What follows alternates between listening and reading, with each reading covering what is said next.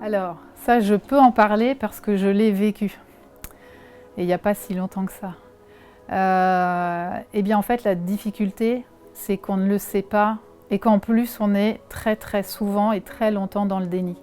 En fait, il y a beaucoup de signaux. De la fatigue, de l'énervement, de l'épuisement.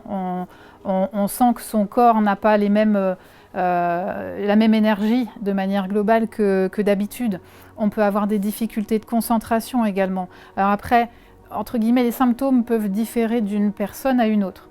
Mais un des points communs pour toutes les personnes qui traversent ça, c'est le déni.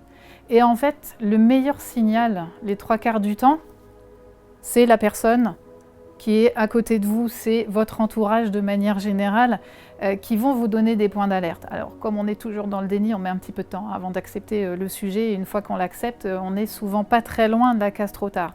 Mais en tout cas, si on arrive à prendre suffisamment de recul pour écouter ce que dit l'autre et surtout venir sur des questions qui vont ramener à des faits, voilà ce qui se passe, voilà ce que je constate chez toi, réalise, ça va, il faut être très attentif à ce que l'autre dit si on n'arrive pas à être attentif à ses propres signaux.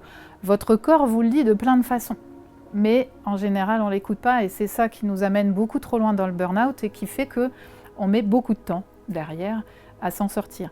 Et concrètement, c'est un phénomène qui est de plus en plus présent à l'heure actuelle. On le constate énormément, on le voit dans notre entourage direct, surtout là en cette période où les personnes sont extrêmement soit hyper sollicitées, soit très remuées, désorganisées, et ça va augmenter le phénomène.